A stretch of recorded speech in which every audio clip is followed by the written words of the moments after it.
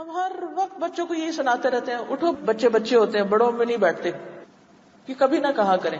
خود پہ کنٹرول کر لیں، اگر کوئی ایسی بات کرنی ہے تو بعد میں کر لیں جو آپ سمجھتے ہیں کہ بچے کے سامنے نہیں کرنی چاہیے. لیکن بڑوں کی مجلس میں بچوں کو بٹھائیں. نبی صلی اللہ علیہ وسلم نے بچوں کے الگ پروگرام نہیں کیے تھے، بچوں کی الگ کلاسز کوئی نہیں ہوتی تھی اس وقت. آپ نے بڑوں کے بیچ میں ہی بچوں کو سکھایا ہے. اسی لیے ہم دیکھتے ہیں کہ چھوٹے چھوٹے صحابہ 10-10 سال کی عمر میں جب نبی صلی اللہ علیہ وسلم فوت ہو گئے تو انہوں نے آپ کی احادیث سیکھی، جو آپ سے سیکھی براہ راست، اور پھر جو بڑے صحابہ سے سیکھی وہ سیکھ کر ایک طویل عرصے تک دین کو آگے پھیلاتے رہے، کیونکہ انہیں کانفیڈنس دیا گیا تھا کہ وہ یہ کام کر سکتے ہیں. ہم کہیں بھی جاتے ہیں بچوں کو الگ کر کے بٹھا دیتے ہیں، اپنی جان سے اتار دیتے ہیں جان چھڑانے کے لیے. مثلا اکثر جو دعوتیں ہوتی ہیں، پارٹیز ہوتی ہیں، اس میں کس طرح ہوتا ہے، مرد الگ بیٹھ جاتے ہیں، یوتھ الگ بیٹھ جاتی ہے، لڑکیاں الگ بیٹھ جاتی ہیں، مائیں الگ قصے کرنے بیٹھ جاتی ہیں، ہر کوئی اپنے گروپ میں بیٹھ جاتا ہے. کوئی موقع نہیں ہوتا بچوں کے پاس کہ وہ بڑوں سے انٹریکٹ کر سکے اور بڑوں کی وزڈم بچوں تک پہنچے. اس سے بچے کبھی بھی نہیں سیکھتے، وہ بچے ہی رہتے ہیں، کیونکہ انہوں نے کوئی بڑی بات سنی نہیں، سیکھی نہیں، سمجھی نہیں، دیکھی نہیں کہ وہ بڑے آپس میں انٹریکٹ کیسے کر رہے ہیں یا بڑے چھوٹوں کے ساتھ کیسے پیش آئیں. حتیٰ کہ کوئی بڑا گھر میں آئے بچوں کو ملواتے تک بھی نہیں، اس بات کی کوشش نہیں کرتے کہ بچے کسی بڑے کے پاس جا کے بیٹھے اور کچھ سنیں اور سیکھیں.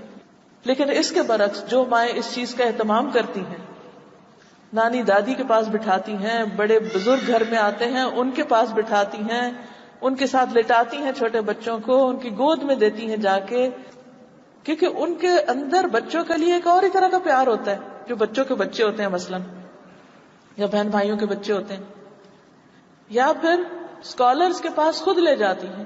تاریخ اسلام کو آپ دیکھیں، بے شمار کتابوں کے اوپر بچوں کے نام لکھے ہوتے تھے کہ اس بچے نے مجھ سے یہ کتاب اپنی ماں کی گود میں سنی تھی.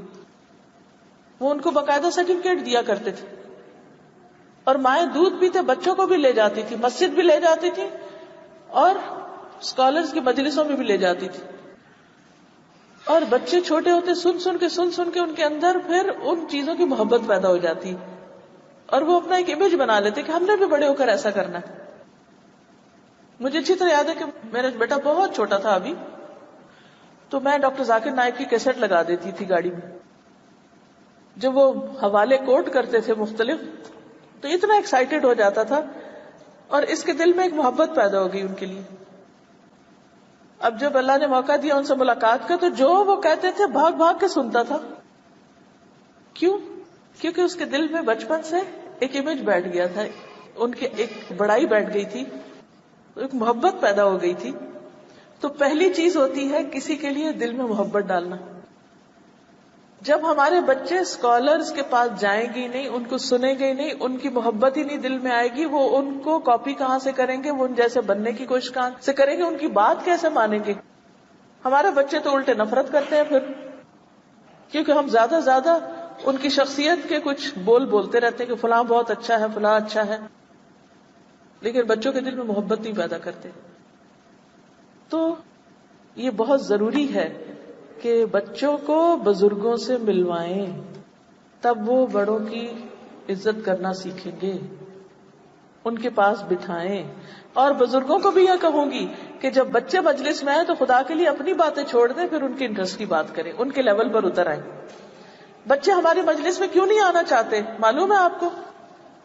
کیونکہ جب وہ آ کے بیٹھتے بھی ہیں تو ہم ان کو نہیں توجہ دیتے، ہم اپنی باتیں کیے چلے جاتے ہیں اور وہ بےچارے اگنور ہو جاتے ہیں اور پھر وہ بور ہو جاتے ہیں اور بات ختم. تو غلطی کس کی؟ اور پھر ہم بلیم کرتے ہیں ان کو دین سے کوئی دلچسپی نہیں، ان کو کسی بڑے کام سے کوئی دلچسپی نہیں.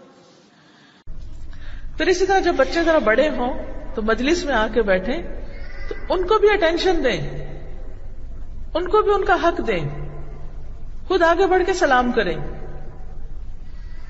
عموماً کیا ہوتا ہے جب بڑے سوشلائز کرتے ہیں، گلے مل رہے ہیں، سب کچھ کر رہے ہیں، بچوں کو کوئی ویلکم ہی نہیں کرتا، نہ پوچھتا ہے، نہ ان سے بات کرتے ہیں.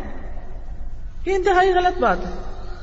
بچوں کو امپورٹنس دیں. پھر یاد رکھیں بچے سب کے بچے ہیں, صرف آپ کا بچہ آپ کا نہیں ہے, باقی بھی آپ ہی کے ہیں.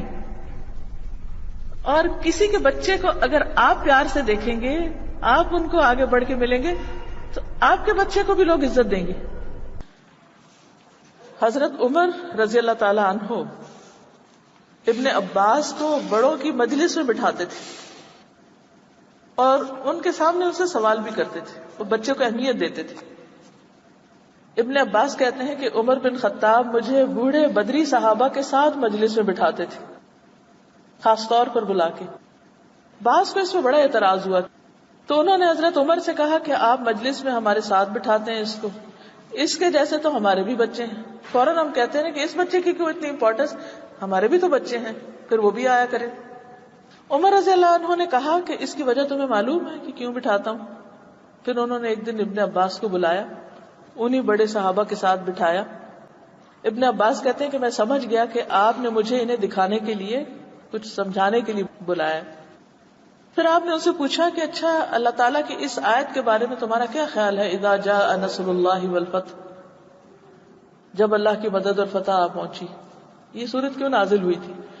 تو بعض لوگوں نے کہا کہ جب ہمیں مدد اور فتح حاصل ہوتی ہے تو ہمیں اس آیت میں اللہ کی حمد اور استغفار کا حکم دیا جا رہا ہے, اس کی تفسیر کر دی. کچھ لوگ چپ رہے, انہوں نے کوئی جواب ہی نہیں دیا. پھر آپ نے مجھ سے کہا ابن عباس کیا تمہارا بھی یہی خیال ہے, کیا معنی ہے اس آیت کا؟ میں نے عرض کیا نہیں, میں ان سے ڈس ایگری کرتا ہوں. پوچھا تمہاری کیا رائے ہے, یہ بچے ہیں اس وقت. میں نے عرض کی اس میں رسول اللہ صلی اللہ علیہ وسلم کی وفات کی طرف اشارہ ہے. اللہ تعالیٰ نے آپ کو یہی چیز بتائی تھی اور فرمایا کہ جب اللہ کی مدد اور فتح آ پہنچے, یعنی آپ کی وفات کی خبر ہے, اس لیے آپ اب کیا کریں, اپنے رب کی حمد و ثنا اور استغفار کریں, بے شک وہ بڑا توبہ قبول کرنے والا مہربان ہے. عمر رضی اللہ عنہ نے کہا میں بھی وہی جانتا ہوں جو تم نے کہا, یعنی تم نے صحیح جواب دیا. اب آپ دیکھیے کہ اس سے بچے کی سیلف اسٹیم کہاں گئی ہوگی, کتنا اعتماد پیدا ہوا ہوگا اس میں. اچھا ہم اس میں کیا کہتے ہیں, اچھا تم بڑوں کے سامنے بولتے ہو, اپنی بڑائی نبھاتے ہو, تم بڑی چیز سمجھتے ہو خود کو, اپنے قابو میں رہو, بیٹھے رہو, چپ رہو, اپنا علم سنبھال کے رکھو, بڑوں کو بے ادبی کر رہے ہو. یہ بے ادبی نہیں ہے, یہ بچے کی سیلف اسٹیم کو بڑھانا ہے. اور اس میں ایک نارمل طریقے سے بات ہو رہی ہے, کوئی بدتمیزی نہیں, بد اخلاقی نہیں, کچھ بھی نہیں.